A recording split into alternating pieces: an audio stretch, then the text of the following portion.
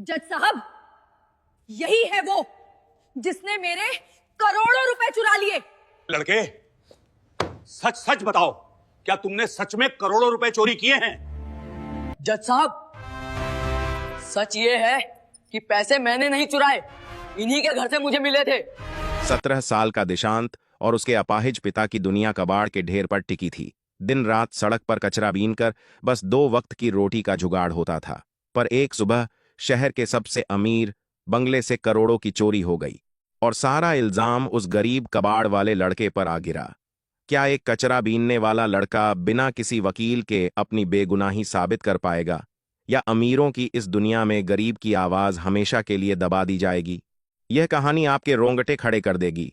अगर आपको ऐसी ही दिल को छू लेने वाली कहानियां पसंद हैं तो अभी चैनल को सब्सक्राइब कीजिए, वीडियो को लाइक कीजिए और कमेंट करके जरूर बताइए कि आप किस शहर से देख रहे हैं। मैं हूं पीटी साहेब। सुबह के 4 बजे थे जब शहर अभी गहरी नींद में सोया हुआ था। आसमान में तारों की चमक अभी भी बाकी थी और हवा में एक अजीब सी ठंडक थी जो सीधे हड्डियों तक पहुंच रही थी। इसी ठंड में एक दुबला पतला लड़का अपने कंधे पर एक फटी हुई बोरी टांगे रेलवे स्टेशन के पास वाले इलाके में घूम रहा था। इस लड़के का नाम दिशांत था। उम्र महज 17 साल, लेकिन उसकी आंखों में वो थकान थी जो 60 साल के इंसान में भी नहीं होती। उसके हाथों में एक लोहे की टेढ़ी छड़ी थी जिससे वह सड़क किनारे पड़े कूड़े के ढेरों को पलटता था। वह प्लास्टिक की बोतलें, लोहे के टुकड़े और रद्दी कागज तलाश रहा था। दिशांत के लिए यह कूड़ा कोई गंदगी नहीं थी, यह कूड़ा ही उसकी जिंदगी थी। इसी कबाड़ को बेचकर वह अपने अपाहिज पिता के लिए 2 वक्त की रोटी और दर्द की दवाइयां खरीदता था।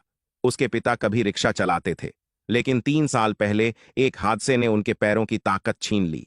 तब से वह घर के एक अंधेरे कोने में चारपाई पर पड़े रहते थे। दिशांत की मां उसे बचपन में ही छोड़कर इस दुनिया से जा चुकी थी। अब उस छोटे से टिन के छप्पर वाले घर में सिर्फ 2 ही लोग थे, एक बेबस पिता और उसका कबाड़ बीनने वाला बेटा। सूरज धीरे धीरे आसमान पर चढ़ने लगा था। दिशांत पसीने से भीग चुका था। उसकी बोरी अब काफी भारी हो गई थी। वह शहर के सबसे अमीर इलाके की तरफ बढ़ गया। वहां बड़े बड़े बंगले थे। उन बंगलों के बाहर अक्सर अच्छा कबाड़ मिल जाता था। कभी कभी तो लोग पुराने कपड़े और जूते भी फेंक देते थे जो दिशांत के बहुत काम आते थे। उसी अमीर इलाके में एक बहुत बड़ा बंगला था जिसके बाहर खड़े होकर दिशांत अक्सर सोचा करता था कि अंदर रहने वाले लोग कितने खुशकिस्मत होंगे। उसे क्या पता था कि यही बंगला उसकी जिंदगी का सबसे बड़ा तूफान बनने वाला है। एक दिन पहले की बात है। दिशांत कबाड़ छांट रहा था, तभी उसे रद्दी के ढेर में एक पुरानी किताब मिली। उस किताब का कवर फट चुका था और पन्नों पर धूल जमी थी। दिशांत ने उसे साफ किया। उस पर लिखा था भारतीय संविधान का परिचय। दिशांत ने स्कूल का मुंह सिर्फ 5वीं क्लास तक देखा था। फिर पिता के हादसे के बाद उसे पढ़ाई छोड़नी पड़ी, लेकिन उसे अक्षर जोड़कर पढ़ना आता था। उसने वह किताब अपनी बोरी में रख ली। रात को जब उसके पिता सो गए तो उसने मिट्टी के तेल वाले दिए की रोशनी में उस किताब को खोला। पन्ने पलटे तो एक लाइन पर उसकी नजर रुक गई। कानून की नजर में सभी नागरिक समान हैं। दिशांत ने उस लाइन को कई बार पढ़ा। उसे लगा जैसे कोई उसके कान में कह रहा हो कि वह भी इन अमीर लोगों के बराबर है। लेकिन क्या सच में ऐसा था? क्या एक कबाड़ बीनने वाला लड़का और करोड़ों की गाड़ी में घूमने वाला सेठ सच में बराबर हो सकते हैं? यही सोचते सोचते उसकी आंख लग गई। अगली सुबह दिशांत फिर उसी अमीर इलाके में कबाड़ बीनने पहुंचा। वह उसी बड़े बंगले के पास से गुजर रहा था। तभी अचानक बंगले के अंदर से एक औरत की जोर जोर से चिल्लाने की आवाज आई, चोरी हो गई है, मेरे घर में चोरी हो गई है, कोई पुलिस को बुलाओ, मेरे लॉकर से करोड़ों रुपए गायब हैं। देखते ही देखते वहां भीड़ जमा हो गई। बंगले का बड़ा सा लोहे का दरवाजा खुला और नौकर चाकर घबराए हुए बाहर भागने लगे। दिशांत वहीं सड़क के किनारे खड़ा यह सब देख रहा था। उसे कुछ समझ नहीं आ रहा था। कुछ ही देर में पुलिस की गाड़ियां सायरन बजाते हुए वहां पहुंच गईं। पुलिस वालों ने आते ही सबको साइड में कर दिया। बंगले की मालकिन रोते हुए बाहर आई। एक पुलिस वाले ने कड़क आवाज में पूछा कि आज सुबह इस घर के आसपास कौन कौन आया था। मालकिन की नजर चारों तरफ घूमी और अचानक दिशांत पर जाकर रुक गई। मालकिन ने अपनी उंगली दिशांत की तरफ उठा दी। वही लड़का है, यह रोज हमारे बंगले के आसपास घूमता रहता है। आज सुबह भी मैंने इसे यहीं देखा था। यह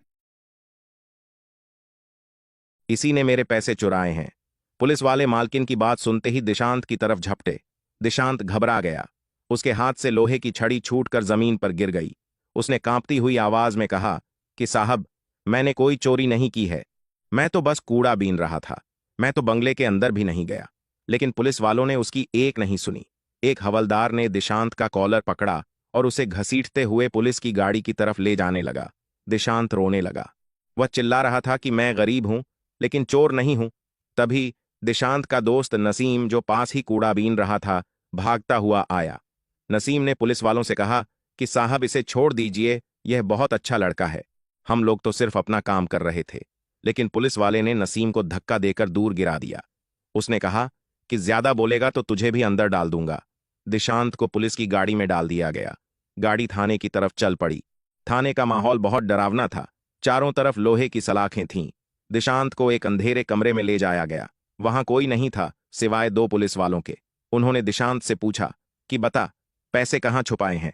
ऐसे कि दिशांत रोते हुए जमीन पर बैठ गया और हाथ जोड़कर बोला कि साहब, मैंने सच में कोई चोरी नहीं की है, मुझे जाने दीजिए, मेरे बाबा घर पर अकेले हैं, अगर मैं नहीं गया तो वह भूखे रह जाएंगे।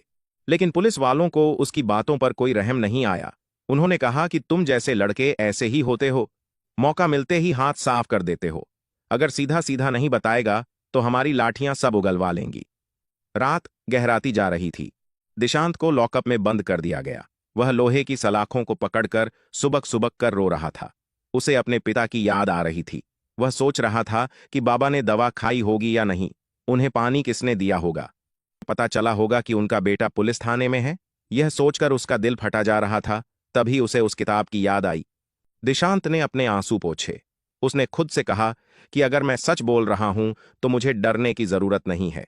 लेकिन उसे यह भी समझ आ गया था कि सिर्फ सच बोलना काफी नहीं होता। इस दुनिया में सच को साबित भी करना पड़ता है, और साबित करने के लिए कोई उसके साथ नहीं था। अगले दिन पूरे शहर में खबर फैल गई। अखबारों में छप गया कि कबाड़ बीनने वाला लड़का करोड़ों की चोरी में पकड़ा गया। लोगों ने बिना कुछ सोचे समझे मान लिया कि उसी ने चोरी की होगी, क्योंकि गरीब पर शक करना सबसे आसान होता है। अगली सुबह दिशांत को अदालत ले जाया गया। अदालत के बाहर लोगों की भारी भीड़ थी। पुलिस उसे गाड़ी से उतारकर अदालत की सीढ़ियों की तरफ ले जाने लगी। लोग उसे नफरत की नजरों से देख रहे थे। कुछ लोग आपस में बात कर रहे थे कि ऐसे लड़कों को तो सीधे फांसी पर लटका देना चाहिए। दिशांत का सिर झुका हुआ था, लेकिन वह अंदर ही अंदर खुद को मजबूत कर रहा था। अदालत का कमरा बहुत बड़ा था। वहां लकड़ी की पुरानी बेंचों पर बहुत से लोग बैठे थे। जब दिशांत का नाम पुकारा गया तो पूरे कमरे में सन्नाटा छा गया। जज साहब ने अपनी कुर्सी पर बैठकर फाइल देखी। तभी सरकारी वकील अपनी जगह से खड़ा हुआ। उसने अदालत से कहा कि माननीय जज साहब, यह लड़का घटना वाले दिन उस बंगले के पास देखा गया था। यह रोज वहां रैकी करने जाता था। इसी ने मालकिन के लॉकर से पैसे उड़ाए हैं। सारे सबूत इसके खिलाफ इशारा कर रहे हैं। जज साहब ने दिशांत की तरफ देखा। उन्होंने पूछा कि क्या तुम्हारे पास अपना केस लड़ने के लिए कोई वकील है? दिशांत ने पीछे मुड़कर देखा। पीछे वाली बेंच पर उसके पिता बैठे थे। नसीम उन्हें किसी तरह वहां लेकर आया था। पिता की आंखों में आंसू थे और वो बेबस नजर आ रहे थे। दिशांत जानता था कि उनके पास इतने पैसे नहीं हैं कि वो कोई वकील कर सकें। सरकारी वकील ने कहा कि जज साहब, अगर यह लड़का चाहे तो सरकार इसे एक वकील दे सकती है। जज साहब ने फिर पूछा कि क्या तुम सरकारी वकील की मदद लेना चाहते हो? दिशांत कुछ पल चुप रहा। उसे वही पुरानी किताब और उसका वो एक वाक्य याद आया। उसने एक लंबी सांस ली और अपना हाथ ऊपर उठाया। उसने कहा कि नहीं जज साहब, अगर आपकी इजाजत हो तो मैं अपना केस खुद लड़ना चाहता हूं। अदालत में बैठे सब लोग हैरान रह गए। एक कबाड़ बीनने वाला लड़का खुद अदालत में जिरह करने की बात कह रहा था। सरकारी वकील हंसने लगा। उसने कहा कि क्या इस लड़के को कानून का कग भी पता है? यह अदालत का वक्त बर्बाद कर रहा है। लेकिन जज साहब ने वकील को शांत रहने का इशारा किया। उन्होंने दिशांत से पूछा कि क्या तुम्हें पता है कि अदालत में क्या होता है? तुम्हारे एक गलत शब्द से तुम्हें सालों की सजा हो सकती है। दिशांत ने मजबूती से कहा कि मुझे पूरा कानून तो नहीं आता, लेकिन मुझे इतना पता है कि हर इंसान को अपनी बात कहने का हक है। मैं सच बोल रहा हूं और मैं उसे साबित कर सकता हूं। जज साहब कुछ देर सोचते रहे। फिर उन्होंने कहा कि ठीक है, तुम्हें मौका दिया जाता है, लेकिन याद रखना कि यह कोई खेल नहीं है। सुनवाई शुरू हुई। सबसे पहले गवाह के रूप में उस बंगले की मालकिन को कटघरे में बुलाया गया। मालकिन ने बहुत गुस्से में दिशांत की तरफ देखते हुए कहा कि जज साहब, मैं दावे के साथ कह सकती हूं कि इसी लड़के ने मेरे पैसे चुराए हैं। यह रोज हमारे घर के बाहर मंडराता था। कल सुबह जब मैं उठी तो मेरा लॉकर खुला हुआ था और पैसे गायब थे और बाहर सिर्फ यही लड़का खड़ा था। ऐसे लोग अक्सर घरों में घुसकर हाथ साफ कर देते हैं। अदालत में बैठे लोग मालकिन की बात पर सहमति में सिर हिलाने लगे। दिशांत अपनी जगह पर खड़ा था। जज साहब ने उससे कहा कि क्या तुम इस गवाह से कोई सवाल पूछना चाहते हो? दिशांत धीरे से अपनी जगह से बाहर आया। वह कटघरे के पास गया। मालकिन ने नफरत से अपना मुंह फेर लिया। दिशांत ने बहुत शांत आवाज में पूछा कि मैडम, क्या आपने मुझे अपने घर के अंदर जाते हुए देखा था? मालकिन ने कहा कि नहीं, मैंने तुम्हें बाहर देखा था, लेकिन अंदर तो तुम ही गए होगे।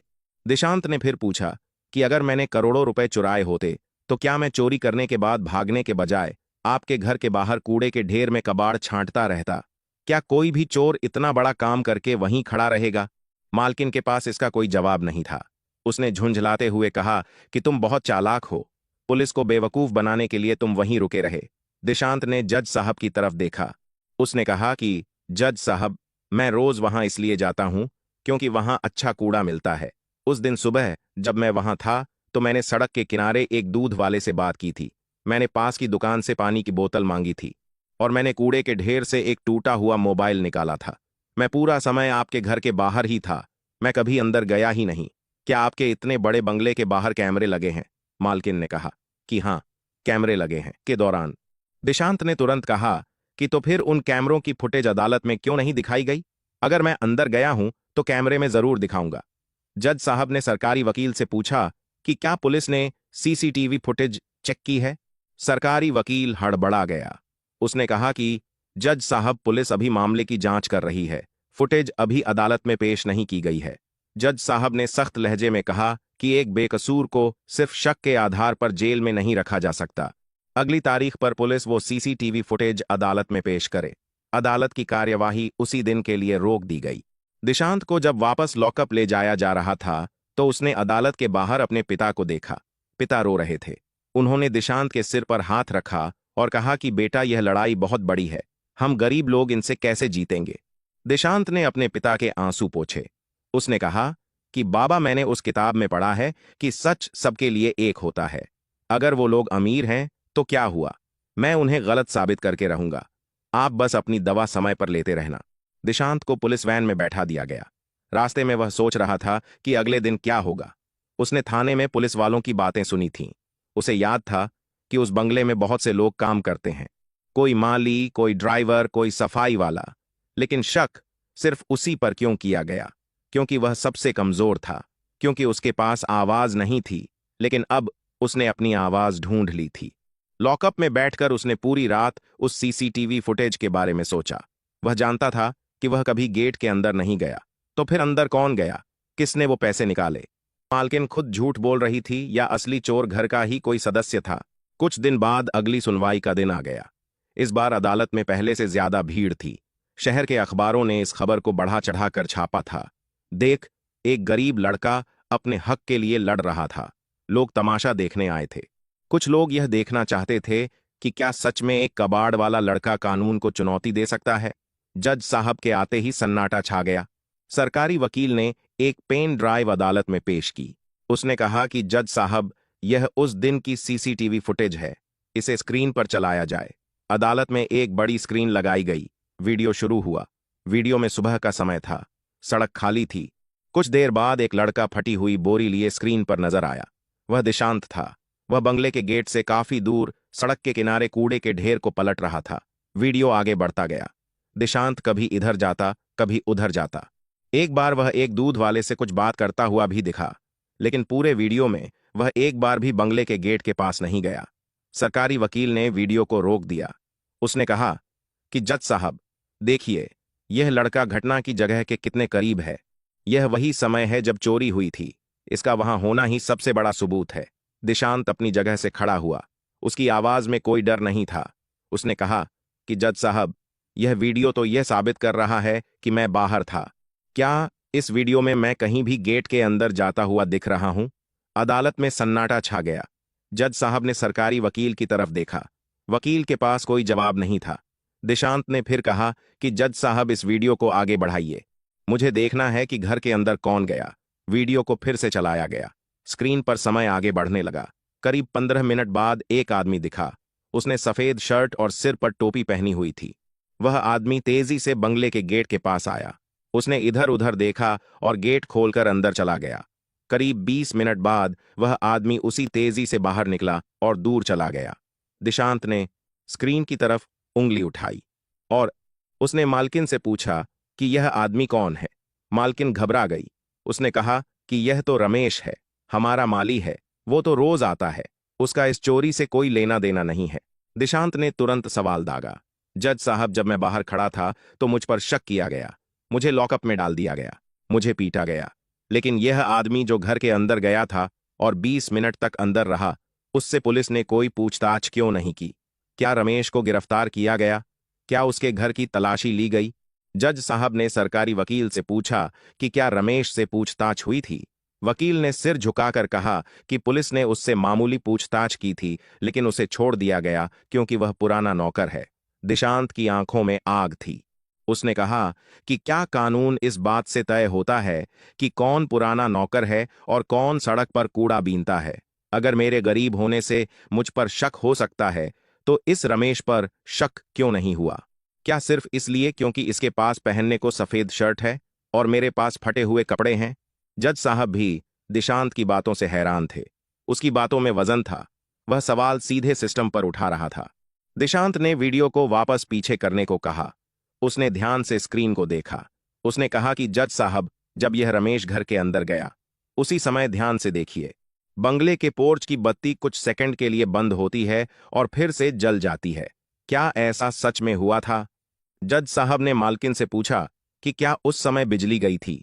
मालकिन ने हकलाते हुए कहा कि हां, शायद कुछ सेकंड के लिए मेन स्विच बंद हुआ था। दिशांत ने जोरदार आवाज में कहा कि जज साहब, लॉकर बिना तोड़े खोला गया है।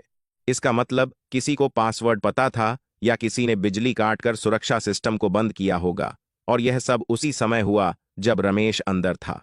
मेरे पास लॉकर का पासवर्ड कहां से आएगा? मेरे पास तो घर के अंदर जाने का रास्ता भी नहीं था।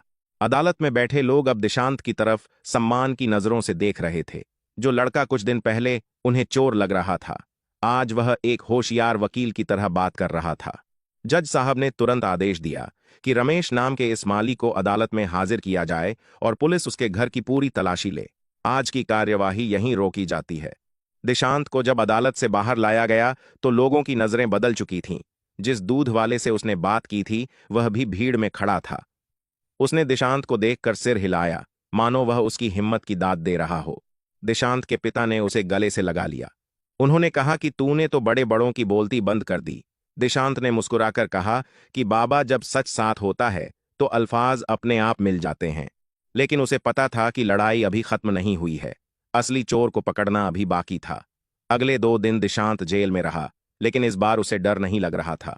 वह जानता था कि पुलिस अब रमेश के घर की तलाशी ले रही है। वह सोच रहा था कि अगर रमेश ने पैसे चुराए हैं तो उसने उन्हें कहां छुपाया होगा।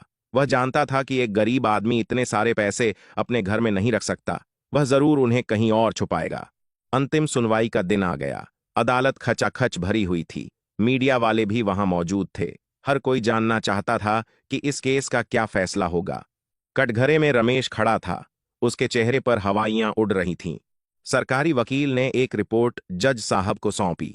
वकील ने भारी आवाज में कहा कि माननीय न्यायालय, पुलिस ने रमेश और उसके भाई के घर की तलाशी ली है।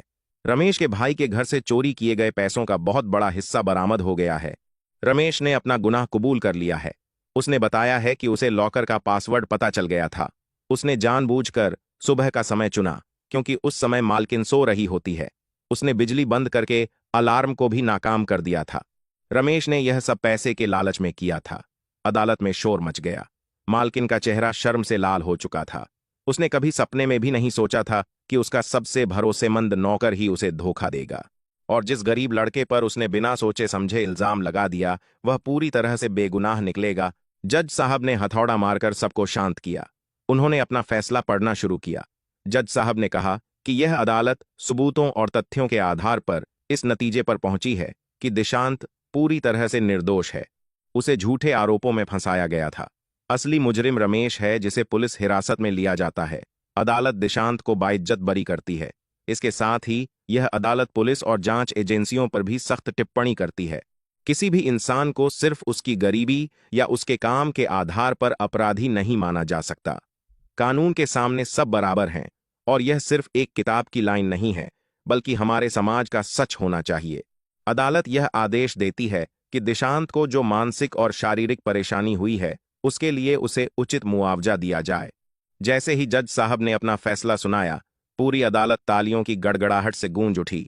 दिशांत की आंखों से आंसू बहने लगे। यह खुशी के आंसू थे। यह एक लंबी और मुश्किल लड़ाई जीतने के आंसू थे। वह दौड़कर अपने पिता के पास गया और उनके पैरों में गिर पड़ा। पिता ने उसे उठाकर गले से लगा लिया।